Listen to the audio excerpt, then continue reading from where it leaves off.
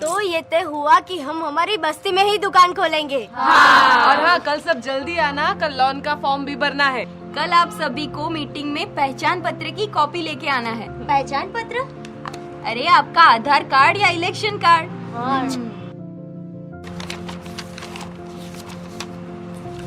रमीला, आज कोई सवाल नहीं पूछना।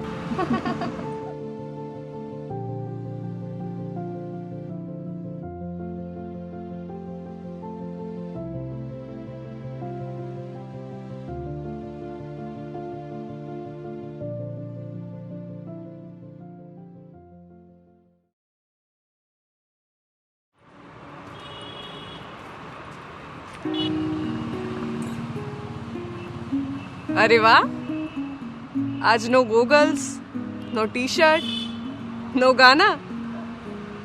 अरे क्लीन शेव हो गए। तुम्हारी किताबें और नोट्स मिलेंगी? क्यों? मैंने फिर से पढ़ाई शुरू की है, फिर से कॉलेज ज्वाइन किया है। अरे वाह, बदलाव आ गया क्या? ऐसा ही समझो। अभी चलना है, बहुत आगे तक चलना है।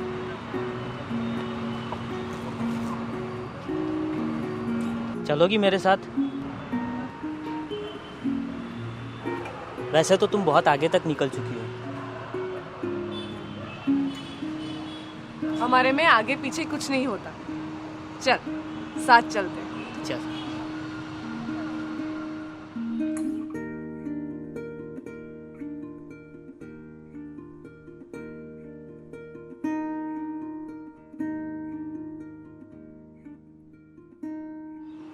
आज मैं ऊपर। क्या बात है रमीला, आज बहुत खुश दिखाई दे रही हो। वो किसी का सर्वे कर रही है। क्या सुशीला चाची, आप भी? गीता दीदी, हमने सर्वे कर लिया है और हमें लगता है कि हमारे सैनिटेशन के सामान की दुकान खूब चलेगी और हम हमारी बस्ती में ही ये दुकान खोलेंगे। पर गीता दीदी, हमें लोन कितना मिलेगा? हर सेल्फ हेल्प ग्रुप को ज्यादा से ज्यादा 10 लाख रुपए तक का लोन मिल सकता है। अच्छा, यानी हमें 10 लाख का लोन मिलेगा? नहीं सुशीला, आपके सेल्फ हेल्प ग्रुप की जो कुल जमा राशि है उसके 4 गुना तक ही लोन मिल सकता है। 10 लाख रुपए तो बैंक लोन की मर्यादा है। रमीला, आपके सेल्फ हेल्प ग्रुप के पास कुल जमा राशि कितनी है? हमारी बैंक में कुल जमा राशि है 22,000 रुपए और लोन में दी हुई गई रकम है 23,870 रुपए। सूद की रकम है 6,000 रुपए। तो तीनों का मिलाकर कुल राशि हुई 51,870 रुपए। ठीक है, तो उसकी 4 गुना राशि यानी कि 2,07,480 रुपए, मतलब 2,04,780 रुपए तक का लोन आपके सेल्फ हेल्प ग्रुप को मिल सकता है। सर्वे के बाद आपने क्या तय किया है? आप सैनिटेशन का क्या क्या सामान बेचोगे? फिनाइल, झाड़ू, साबुन और शौचालय को साफ करने का सामान। और इसके अलावा टॉयलेट बनाने के लिए पाइप, ईंटें, नल, टॉयलेट सीट वगैरह भी रखेंगे। ठीक है, अब मैं आप लोगों को बैंक लोन की प्रक्रिया और बिजनेस प्लान के बारे में बताती हूँ। रमीला, स्थायी खर्च कितना होगा आपके बिजनेस का? स्थायी खर्च? स्थायी खर्च मतलब दुकान जमाने में जो खर्च होगा वो खर्च, जैसे कि कुर्सी, टेबल, शेल्फ, बोर्ड, वो सब खर्च। रमीला, हाँ। तुम इन सब के सामने उनका खर्च लिखती जाओ।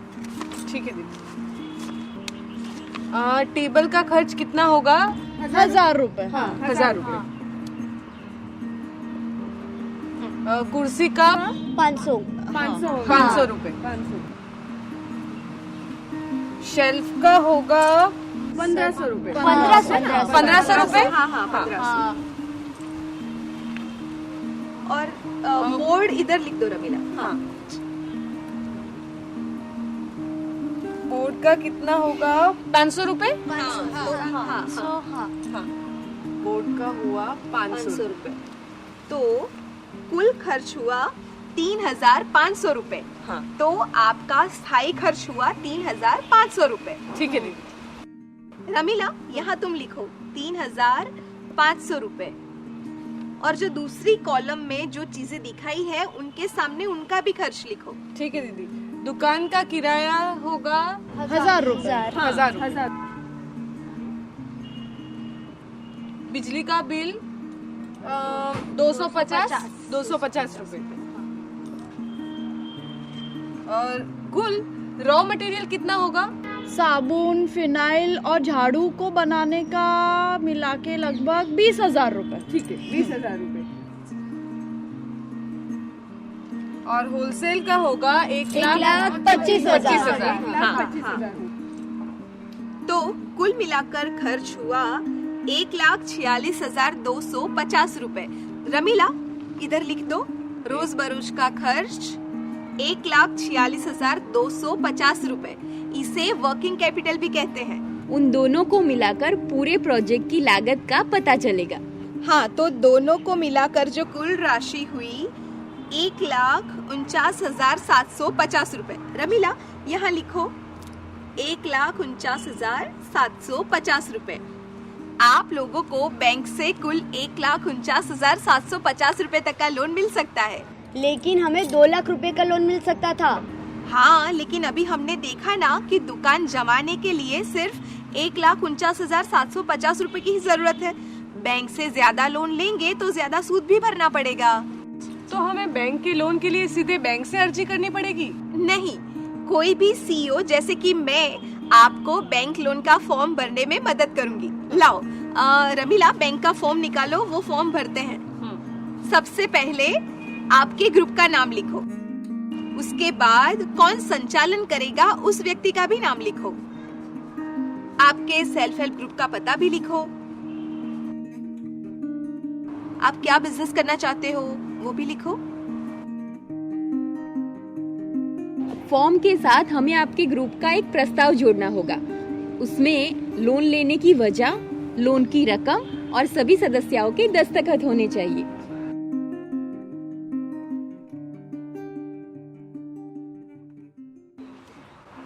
अब हमें प्रस्ताव पारित करना होगा कि हम हमारे बैंक लोन अकाउंट चलाने की सत्ता हमारे प्रमुख और मंत्री को देते हैं।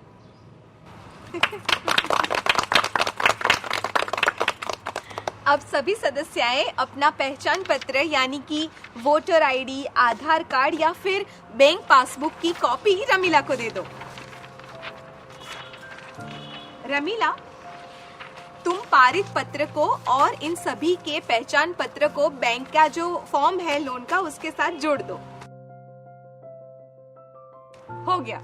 अरे वाह दुख भरे दिन बिछड़े भैया, अब सुख आयो रे, रंग जीवन में नया लायो रे।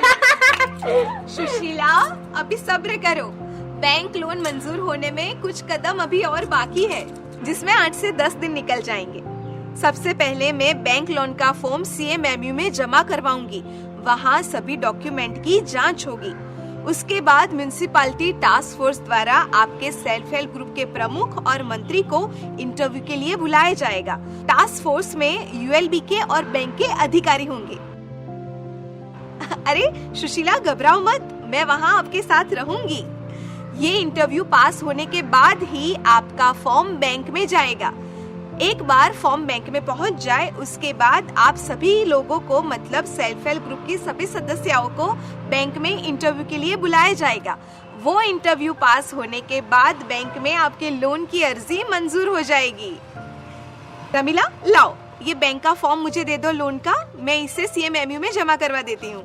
ठीक है, लाओ, तो मैं ये फॉर्म CMMU में जमा करवा दूंगी। चले भावना, चलो।